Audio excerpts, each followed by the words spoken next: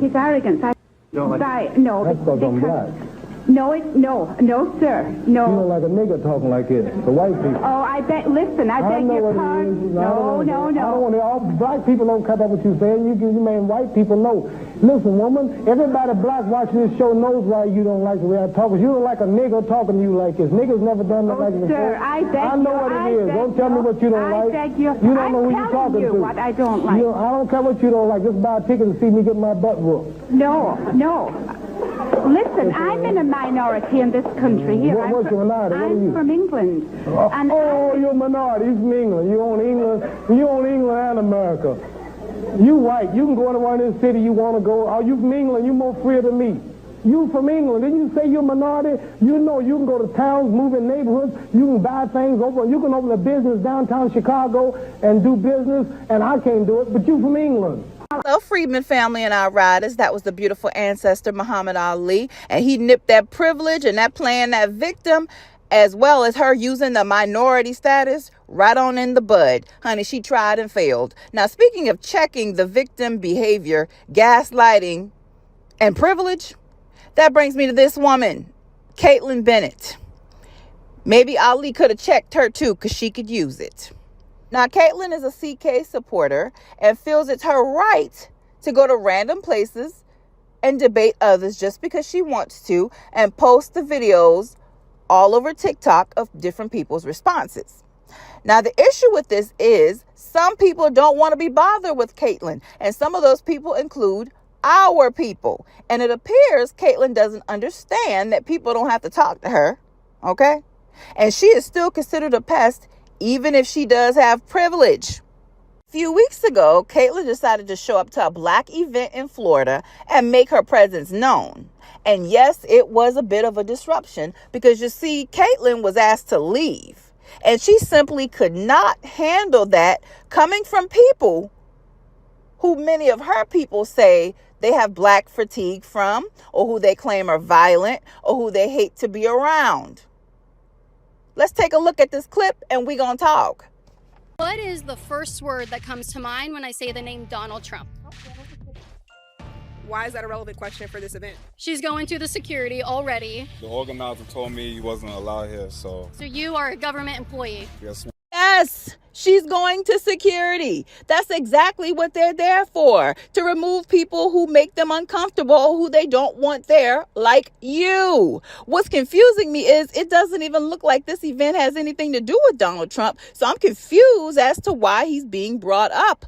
I mean, yes, it's no secret that more people may have voted for Trump this time around, but most black people, or a lot of black people, don't really care to discuss the Republicans, even though many of us are doing away with the Democrats.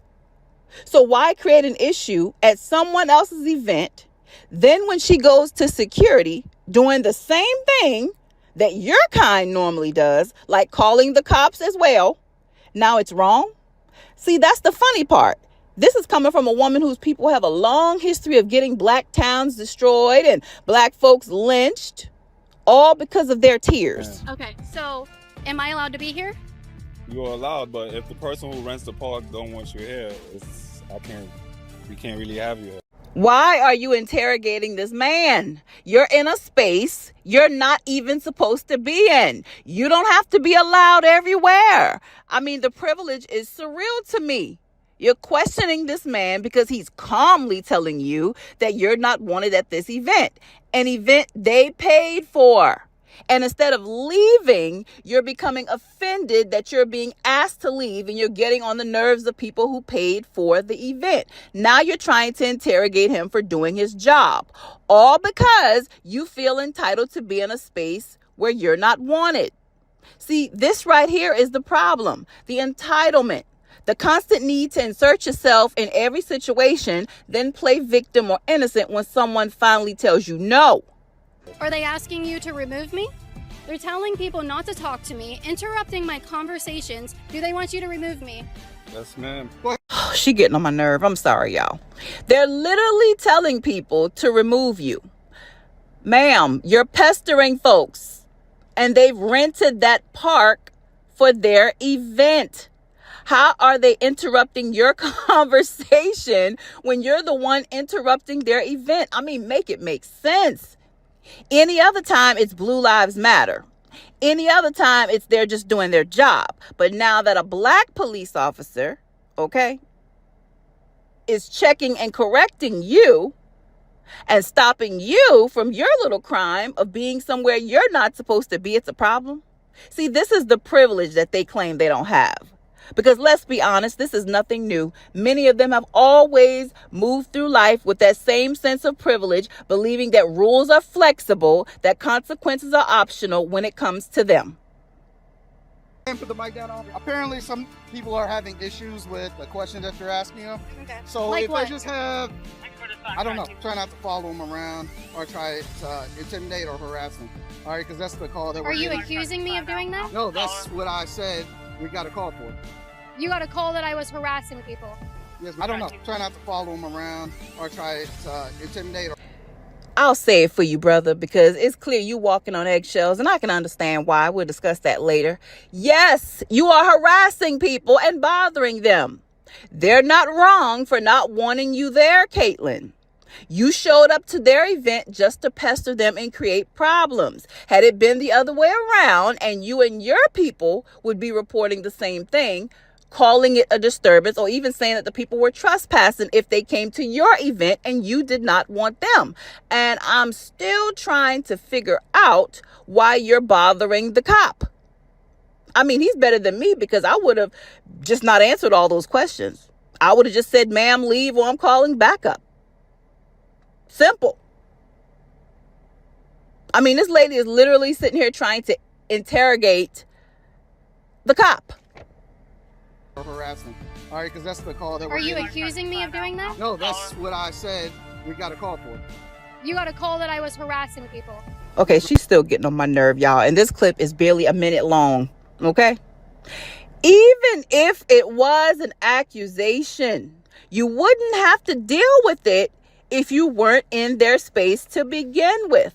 What part of they don't want you here do you not understand? They feel like you're bothering them and pestering them. I mean, the man is literally telling you that while he's walking on eggshells because he's just trying to do his job. And you won't even let him do that. You're up here interrogating the man. Just leave. I mean, something is really wrong with these people. They claim they don't want to be around us. They say a lot of them got black fatigue, but every single time something is going on with us, they have to put themselves in the middle of it. They have to worry about what we're doing. Maybe I'm tripping, family, but I've never seen a law that says that you have to answer questions from people like her, or she has a right to stand in a space where she's clearly not wanted. That's not free speech. That's privilege. And that's pestering people. And now all of a sudden you're the victim. See, this is why I don't do the sisterhood thing with them. I don't care how much of them use, black faces to forward their agenda when it's convenient. No. I don't do the sisterhood thing with these folks. This is part of the reason why right here. There's a book here called 100 Years of Lynching. If you look at the majority of the reasons why folks were lynched after the advent of slavery, it was because of a white woman. He scared her, he upset her, he startled her, he looked at her menacingly, he tripped over her. All of that could cost a black man his life. And so when we look at what has happened to our men, what must we remind each other of? And what happens to that black man that's on, he didn't have his medication, he's a little agitated. He about 6'9". He can't even fit in the chair, but he's trying to look smaller because he doesn't want to what? He doesn't want to upset or frighten her. But she is frightened, isn't she? She is frightened. So he's trying to figure out what he can do. Maybe I better not look at her directly. So I'm going to hold my head down. So in other words, I'm sick and I'm in pain, but I need to take care of you before you can take care of me. And that's what black people do 2004 with white people, and white people don't understand what's going on. Come through, Dr. Joy DeGruy, an educator in every sense of the word, breaking it down and showing just how much history repeats itself. Now, they love saying, oh, it's all in the past or forget about it, but they don't change. This man, who is a cop, who is merely doing his job, is clearly walking on eggshells because he's very well aware that he could lose his job from one accusation from her. She knows that if she plays victim and she can get that narrative turned, he can just easily lose his job. See, they ain't burning down towns no more. But they still practice the same routine, just in a different way. So what we really have is a person that is literally pestering someone else or other people at their event. And it just happens to be one of them folks, women. Now, family, what we just watched, that's not nothing new. Her behavior and privilege has a long history. The whole I'm innocent, I'm confused, I'm the victim act is just the modern version of what's been used against black people for centuries. Back then, y'all, one accusation from one of them folks, women, could end a black man's life or destroy an entire community. No evidence, no truth, just tears and a pointed finger and a lie. That's probably why this brother is walking on eggshells. He knows it, and so do we. If you need proof, look at a lot of our black towns that's been destroyed. Think about Emmett Till, a 14-year-old that was lynched because one of them folks, women, claimed he whistled at her. And she later admitted at the end of her life, it was a lie. Think about Tulsa. Think about Rosewood. Because after the illusion of slavery and after the black codes and convict lease, then they said something else. They said, you know what? Separate but equal. Jim Crow, segregation.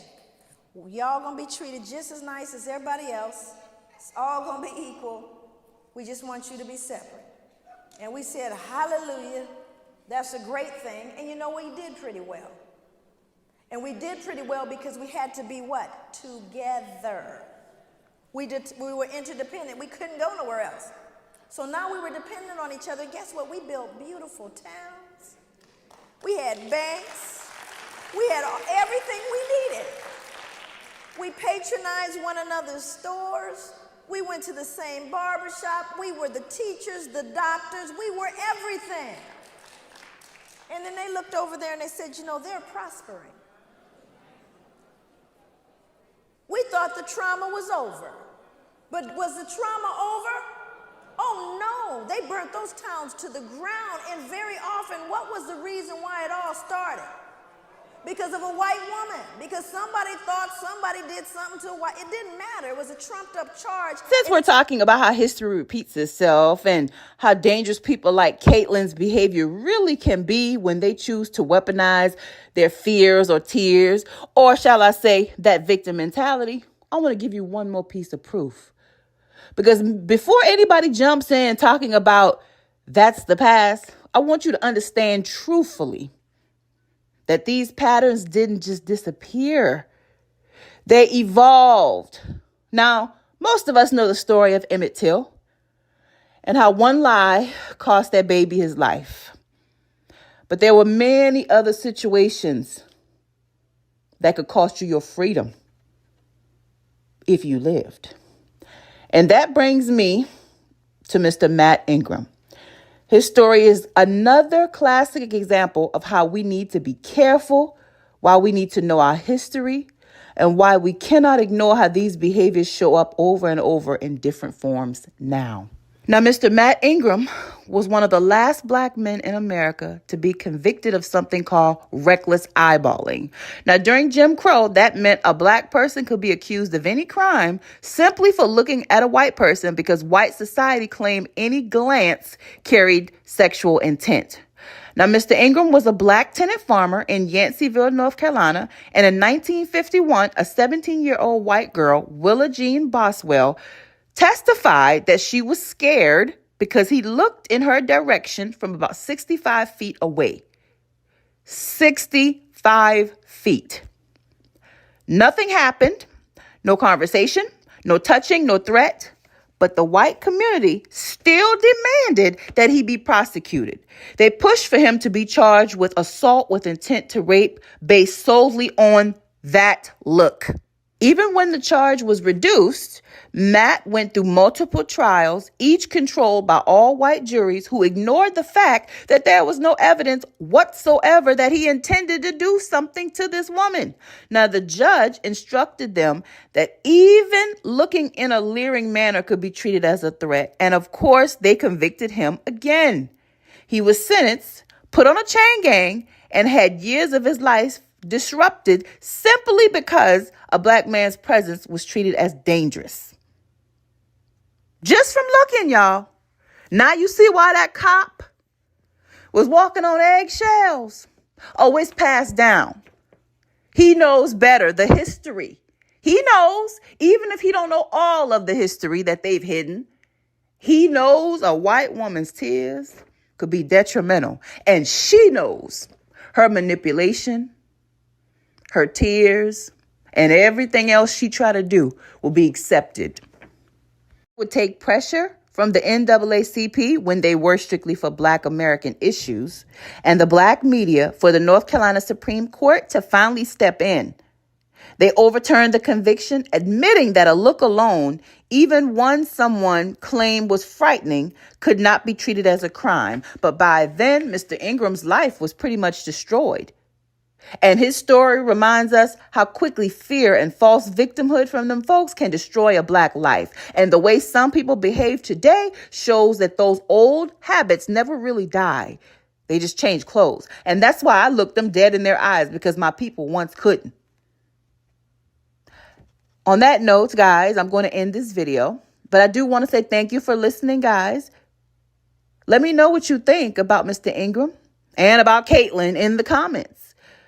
Be sure to like and subscribe to the Emancipation Media channel, and make sure to check